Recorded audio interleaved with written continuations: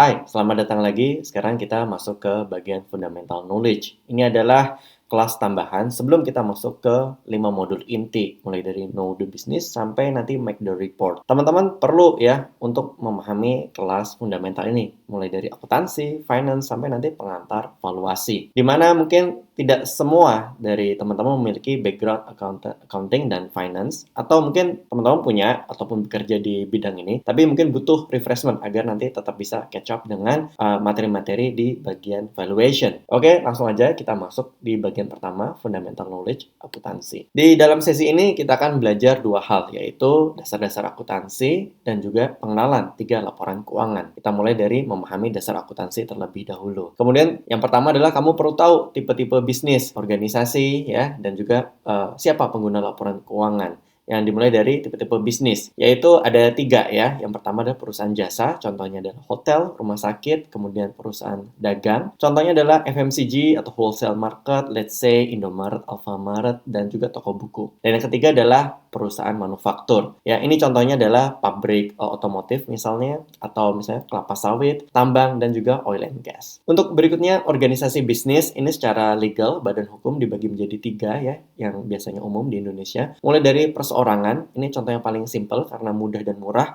Semua orang bisa melakukannya jika ada ide bisnis, bisa langsung dieksekusi memakai konsep perseorangan. Misalnya bikin catering atau ya, jualan snack-snack di depan rumah ya. Yang berikutnya adalah ketika kamu sudah memiliki partner minimal 1 dan kamu ingin memisahkan antara keuangan pribadi dengan keuangan bisnis, maka kamu bisa mulai memakai dengan partnership atau CV. Kemudian yang ketiga adalah korporasi atau PT. Ketika kamu memiliki ya partner bisnis yang lebih profesional, lebih dari 1, kemudian kamu ingin partner bisnis kamu itu memiliki keterikatan yang lebih pro ya, lebih profesional, dan juga ingin memisahkan antara keuangan pribadi dan juga keuangan perusahaan, dan kalian ingin mengakses funding yang lebih besar, misalnya dari sisi debt ya, dari institusi keuangan ataupun dari investor di ekuitas. Kemudian siapa sih pengguna laporan keuangan ini? Dibagi menjadi 2, yaitu internal dan juga eksternal. Internal ini contohnya stakeholder, yaitu misalnya direksi atau manajemen, ketika mereka membutuhkan informasi dari laporan keuangan untuk pengambilan keputusan strategis ya. Yang kedua adalah dari sisi eksternal, contohnya adalah kreditor ya, banking, institusi keuangan ataupun investor ya,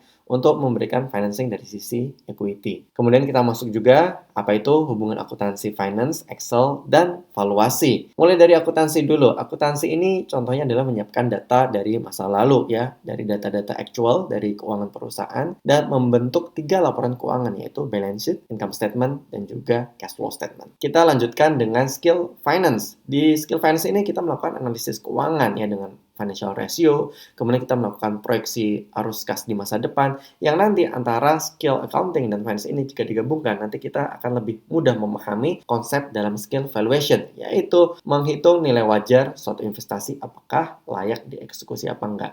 Dan ini dalam investasi bisa juga sebagai investor retail ataupun bagian dari analis dari sebuah perusahaan investasi di pasar modal, ataupun sebagai analis dari sisi perusahaan yang mau melakukan project tertentu ya. Nah, di antara financial modeling ini, accounting, finance, dan valuation itu penting ya untuk bisa melakukan satu skill, yaitu Excel dan juga Google Sheet. Karena financial modeling ini nanti sebagian besar akan dikerjakan dalam sebuah platform spreadsheet, yaitu Excel dan Google Sheet ini.